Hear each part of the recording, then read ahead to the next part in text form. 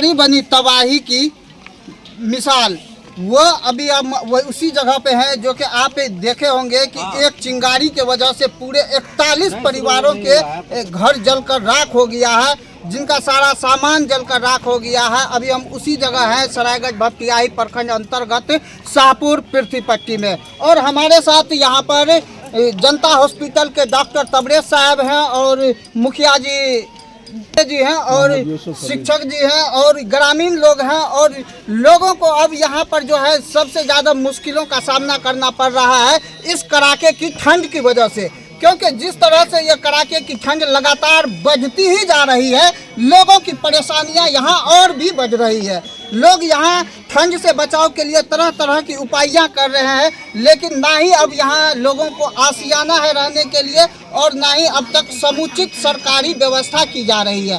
जबकि हर वर्ष ग्रामीण क्षेत्र में इस तरह की घटनाएं घटती रहती है, इसके बावजूद सरकार की ओर से ना ही पूरी तरह से अभी तक ग्रामीण क्षेत्रों में या अगलगी की घटना से बचाव के लिए कोई समाधान किया गया है, और ना ही लोगों को यहाँ की पिछले वर्ष भी कई तरह की घटना घटी थी। आपको बता दें कि यहाँ सुपौल सदर प्रखंड अंतर्गत घूरन पंचायत में इसी तरह की घटना घटी थी, सरायगढ़ भपटियाही में एनएच पर घटना घटी थी, और कई जगह कई गांव में ग्रामीण इलाकों में इस तरह की अगलगी की घटना घटी थी, जिससे लोगों को काफ़ी कठिनाइयों का सामना करना पड़ा था।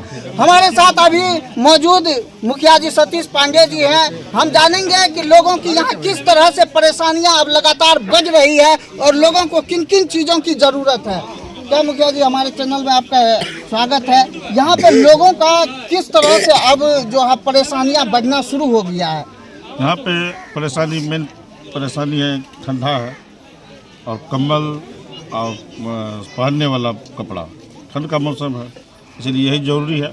फिलहाल अभी खाना वाना का तो व्यवस्था हुआ है सरकारी तरफ से भी, हम लोग की तरफ से भी।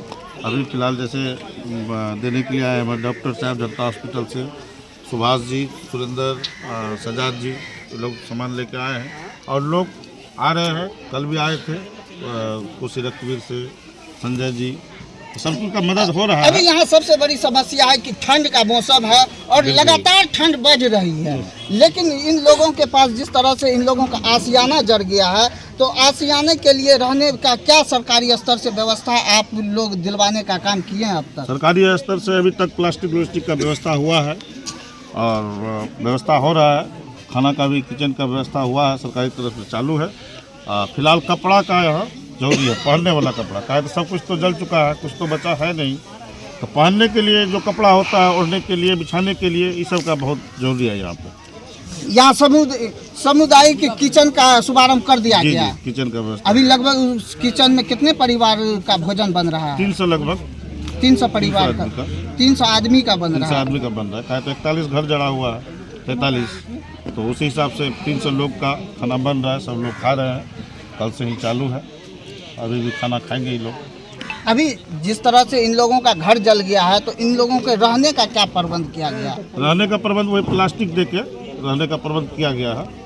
मुखिया जी, इतने कड़ाके की ठंड है, क्या प्लास्टिक में उनका गुजारा अभी तो फिलहाल तुरंत तो नहीं न बन जाएगा, थोड़ा ये लोग अपना लोग भी व्यवस्था कर रहे हैं, अब धीरे धीरे हो जाएगा सब कुछ। वही टीना उना जो है उसको सेद मार के सब कुछ रह रहा है लोग, प्लास्टिक दे के उसी में रह रहा है। क्या किया यहाँ छोटे छोटे काफ़ी लोगों के पास बच्चे भी होंगे, बच्चों के लिए अभी जिस तरह से ठंड का मौसम बढ़ रहा है, बच्चों की बीमारियाँ भी बढ़ रही होगी, तो उसके लिए भी क्या व्यवस्था किया गया है? होगा तो सरकारी स्तर से कुछ मेडिकल टीमर को यहाँ डाला गया है? सरकारी मेडिकल टीम तो नहीं आए, लेकिन प्राइवेट टीम सब आए हुए, जैसे हमारे डॉक्टर साहब बगल में देख रहे हैं, तो ये आए हैं। तो सब आदमी से, कुछ लोग से पूछे क्या बीमारी है क्या नहीं है, जहाँ तक जो हो यथासंभव ही मदद करेंगे।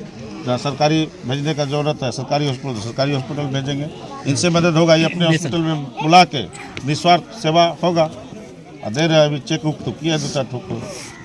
इन लोगों का कब तक आशियाना आपके स्तर से बनवा दिया जाएगा? जब 10-15 रोज में बन जाएगा, जैसे कल चेक मिल जाएगा इन लोग को, 15 रोज में सब ठीक ठाक हो जाएगा। और भी हैं हमारे साथ यहाँ डॉक्टर साहब आए हुए हैं, जनता हॉस्पिटल के डॉक्टर साहब तबरेज आलम जी हैं। हम इनसे भी जानेंगे कि क्या इनके ओर से अभी चिकित्सीय क्या व्यवस्था यहाँ की गई है, यहाँ जो पीड़ित परिवार हैं उनके लिए? जी सर, आपको पहले स्वागत आपके चैनल को कि हम जो आए हुए थे अभी खाना पीना के बारे में जैसे जान रहे थे कि खाना पीना के बहुत ज़्यादा दिक्कत हो रहा है। 43 घर जल चुका है यहाँ पे।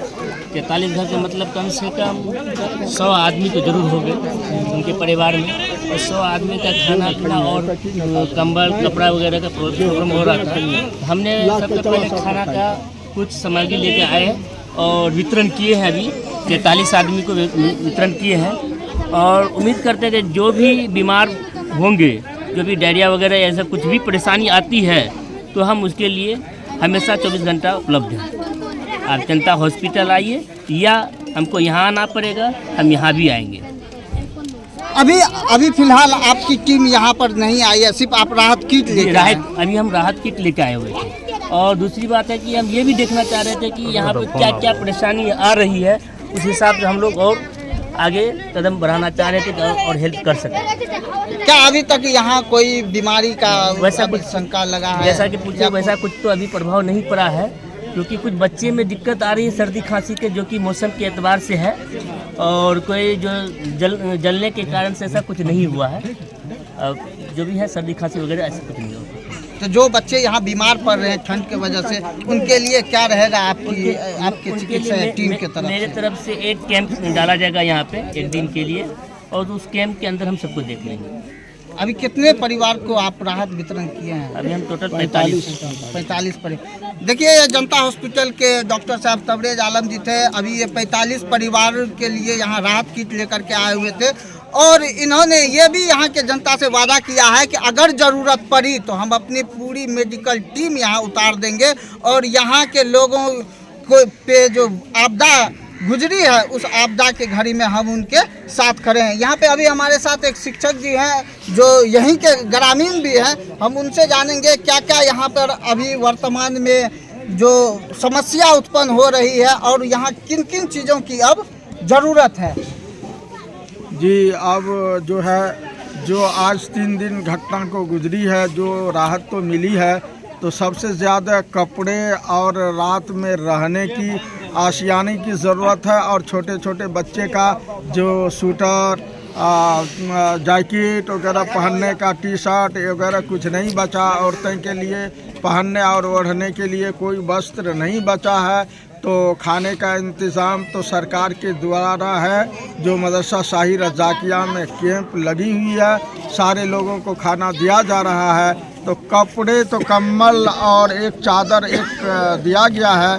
तो हमारी सबसे ज़्यादा अहम ज़रूरी है छोटे छोटे बच्चे के कपड़े और बिछावन के लिए एक दरी हो जाए हर परिवार को, ये अहम समस्या बाकी है। और यहाँ बीमारी भी उत्पन्न हो रही है ठंड की वजह से। बीमारी हो रही है, तो अगल बगल में देख रहे हैं हमारे डॉक्टर साहब अभी मौजूद हैं मिथिला हॉस्पिटल के, जनता हॉस्पिटल के, और रात में हमारे हाफिज नसीम साहब डॉक्टर साहब मिथिला हॉस्पिटल के पूरे टीम के साथ आए थे। कुछ चादर भी दिए और लोगों को बीमारी के बारे में जायजा लिए। और हमारे डॉक्टर साहब अभी वादा किए हैं, तबरेज साहब कल यहाँ जो है कैंप लगाया जाएगा। तो हमारे डॉक्टर गरीबों की मसीहा हैं, ज़रूर यहाँ टीम लगाएंगे और सभी बच्चे को स्वास्थ्य की जांच कर लेंगे। क्या नाम है आपका? मोहम्मद यूसुफ अली, जो PH पृथ्वी पट्टी मुस्लिम टोला का मैं HM हूँ।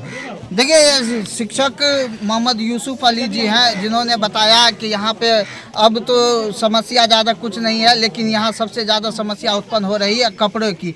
और मैं आप लोगों से भी ये कहना चाहूँगा कि ठंड के मौसम बढ़ रही है, ठंड लगातार बढ़ रही है। आप लोग गांव में घूरे का प्रयोग उतना ही करें जितनी आपको ज़रूरत हो, उसके बाद फिर उसको अच्छी तरीके से पानी डालकर उनको शांत कर दीजिए। नहीं तो एक चिंगारी जिस तरह से आज शाहपुर पृथ्वी पट्टी में पूरे 41 परिवार के घर जलाकर राख कर दिया और उनके आशियानों को उजाड़ दिया है, और वो लोग अभी जिस तरह से खुले आसमान में रहने को बेबस हैं, ठीक उसी तरह से आप भी बेबस हो सकते हैं एक चिंगारी की वजह से। ठीक इसी तरह हमारे साथ बने रहिए। कैमरामैन के साथ अख्तरुल इस्लाम, नमस्कार।